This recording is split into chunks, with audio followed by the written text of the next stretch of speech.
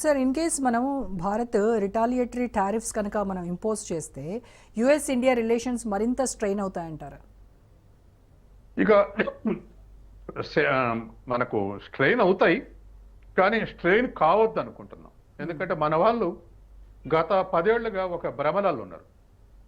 ఏమిటంటే అమెరికా మనం చాలా మిత్రులమైనాం. ఏది దరిదాపు యూపీఏ సెకండ్ మన ఏది ఈ ఆటమిక్ అగ్రిమెంట్ అయినప్పటి నుంచి దరిదాపు తర్వాత బీజేపీ వచ్చిన తర్వాత మరింత దగ్గర అయినాయి రెండు దేశాలు. గతంలోనే యూపీఏ 2 ఉన్నప్పుడే ఆ అగ్రిమెంట్ ఏదో మన్మోహన్ సంతకం పెట్టినప్పుడు వామపక్షాలు ప్రభుత్వానికి ఉపసంహరించుకున్నాయి. అప్పటి నుంచి కూడా రోజు రోజుకి అమెరికాకు దగ్గర అవుతూ వస్తున్నాం. అటు కాంగ్రెస్ సెకండ్ యూపీఏ 2 కానీ ఇప్పుడు తర్వాత బీజేపీ వచ్చిన తర్వాత కానీ. మరి మొన్న పాకిస్తాన్కు మనకు వైరుధ్యం వచ్చే లోపు అమెరికాని మన మిత్రుడు నెంబర్ 1 కాబోతున్నాడు రష్యాని మించి కూడా అనుకునే భ్రమలాలు ఉన్నారు. కానీ దాని న్యాచురల్ క్యారెక్టర్ పాకిస్తాన్ టు వైరుధ్యం రావటం, టారిఫ్లు ఈ రెండుతోటి మనకు గుణపాఠం నేర్పింది. దాంతో మనం మళ్ళీ న్యాచురల్ ఫ్రెండ్ రష్యాని అనుకుంటున్నాం. ఇప్పుడు తర్వాత అమెరికాను చూసి చైనాను వదులుకోవద్దు, చైనాను చూసి అమెరికాను వదులుకోవద్దు అనేటువంటి ఒక కొత్త లెసన్ తీసుకున్నాం మనం ఇప్పుడు. అందుకే మన జిన్పింగ్ తోటి సమావేశం అయినప్పుడు ఒక అగ్రిమెంట్లో ఒక మంచి ఒక షాక్ అబ్జర్వర్ లాగా పనిచేసేటువంటిది ఇద్దరు కూడా ఒక అంగీకారానికి వచ్చారు, మోడీ జిన్పింగ్. ఏమిటంటే థర్డ్ కంట్రీ తోటి ఎట్లా బిహేవ్ చేయాలనో దాన్ని బట్టి మన సంబంధాలు ఉండొద్దు, మన సంబంధాలు మెరుగుపరుచుకుంటూనే ఉండాలి. చైనా పాకిస్తాన్ తోటి ఇట్టుంది కాబట్టి చైనా తోటి వద్దు, లేదా ఇండియా అమెరికా తోటి ఇట్టుంది కాబట్టి అమెరికా తోటి వద్దని చైనా అనుకోవటం, ఇట్లా థర్డ్ కంట్రీని చర్చకు తెచ్చి మన సంబంధాలు జడగొట్టుకోవద్దని నిర్ణయానికి వచ్చారు. రిలేషన్స్ అనేవి ఈ రెండు కంట్రీస్ మధ్య ఎలా ఉన్నాయనేది ఇంపార్టెంట్ అనుకొని ఆ నిర్ణయానికి వచ్చి అమలు చేస్తా ఉన్నారు. రోజు రోజుకి ఇంప్రూవ్ అవుతా ఉన్నాయి. కాబట్టి ఇవాళ అమెరికా తోటి స్ట్రెయిన్ కాకపోయినా మనకు జాబ్ మార్కెట్లో సెకండ్ బిగ్గెస్ట్.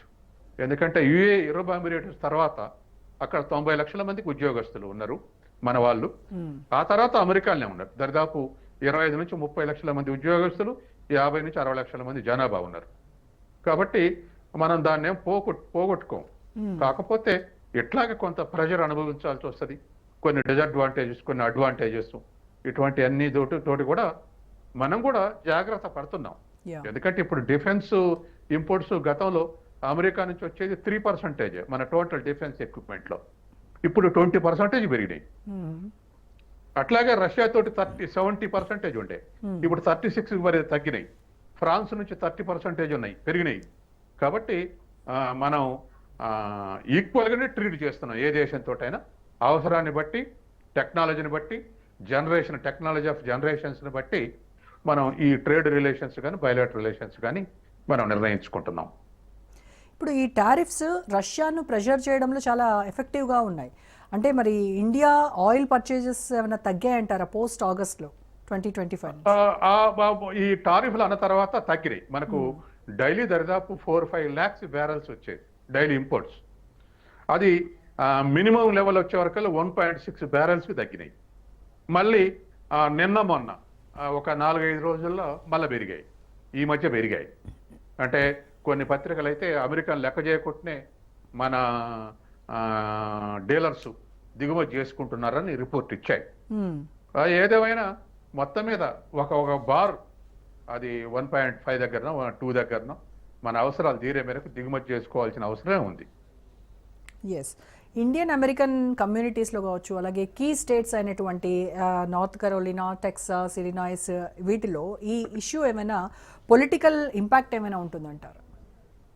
పొలిటికల్ ఇంపాక్ట్ కాదు కానీ సోషల్ ఇంపాక్ట్ ఉంటుంది, ఎకనామిక్ ఇంపాక్ట్ ఉంటుంది. ఎందుకంటే ఒకటి ఏషియన్స్ ఎక్కువ సెటిల్ అయ్యారు. తర్వాత రెండవది మన ఇండియన్ ఇన్వెస్ట్మెంట్ ఉంది. దరిదాపు ఒక్కొక్క రాష్ట్రంలో $1 or $2 billion ఇన్వెస్ట్ చేసి ఉన్నారు. తర్వాత అమెరికాకు కావాల్సిన మల్టీనేషనల్ కంపెనీ కావాల్సినటువంటి ఎక్స్పర్టైజ్ చేసినటువంటి వర్కర్స్, జాబ్ హోల్డర్స్ కూడా మన వాళ్ళు వర్క్ చేస్తున్నారు. కాస్త దగ్గర రిలేషన్స్ ఉన్నాయి. కాబట్టి జనాభా ఎక్కువ సంఖ్యలో ఉంటే ఏది సెటిలర్స్ కాస్త రివెంజ్ఫుల్ యాటిట్యూడ్, మమ్మల్ని ఇబ్బంది పెడుతున్నాడు అనేటువంటి అవకాశం ఉంది. ఆ మధ్య పెద్ద ఎత్తున సెటిలర్స్ ప్రదర్శనలు చేశారుగా, ఈ మధ్య కొద్దిగా తగ్గింది కానీ. అందుకని సహజంగానే కొంత ప్రెజర్స్ అయితే ఉండే అవకాశం ఉంది. అయితే ట్రంప్ వీటన్నిటిని లెక్క చేయట్లే, అసలు మిమ్మల్ని అల్లగొట్టడానికి నేను అన్నట్టుగా మాట్లాడుతున్నాడు. ప్రదర్శనలు జరిగిన తర్వాత కూడా పెద్దగా ఇది కాలేదు.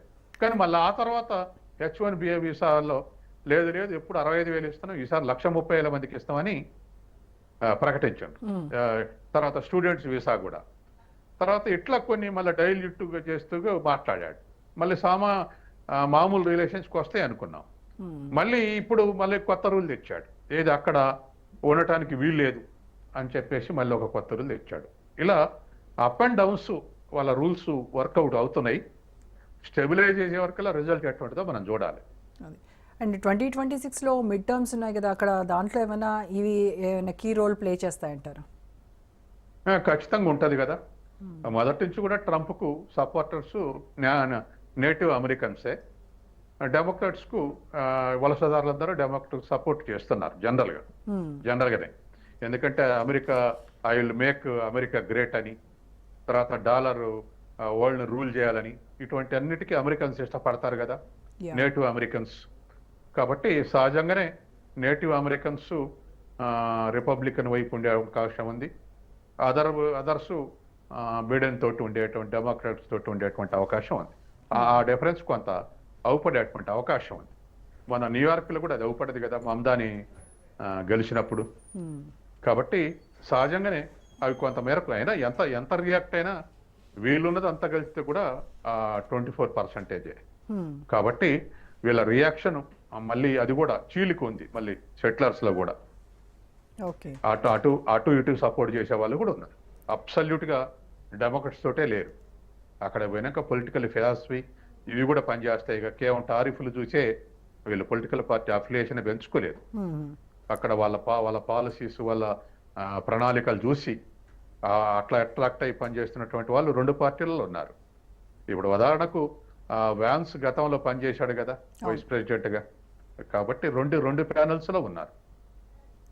సార్, లాంగ్ టర్మ్లో ఏమైనా US ఇండియా స్ట్రాటజిక్ పార్ట్నర్షిప్ పైన, అంటే క్వాడ్ కావచ్చు, ఇండో పసిఫిక్ కావచ్చు, వీటిపైన ఏమైనా ఈ ట్రేడ్ డిస్ప్యూట్స్ వల్ల డ్యామేజ్ అయ్యేటువంటి అవకాశాలు ఏమైనా ఉన్నాయంటారా? ఈ మధ్య క్వాడ్ కొంచెం యాక్టివ్గా లేదు. చైనాకు వ్యతిరేకంగా ఈ క్వాడ్ ఏర్పాటు చేశారు. ఈ క్వాడ్లో అమెరికా, ఇండియా, జపాన్, ఆస్ట్రేలియా ఈ 4 ఉన్నాయి. ఏది ఈస్ట్ సీలో చైనాని కట్టలు చేయాలనేటువంటిది చాలా యాక్టివ్గా పనిచేసినాయి కూడా.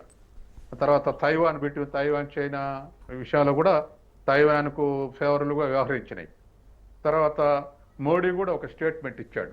ఏది ఎక్కడ చైనా నుంచి ఒక వార్త వచ్చింది, క్వాడ్ నుంచి ఇండియా బయటకు వెళ్తుంది అన్నప్పుడు మోడీ దానికి వ్యతిరేకంగా స్టేట్మెంట్ ఇచ్చాడు.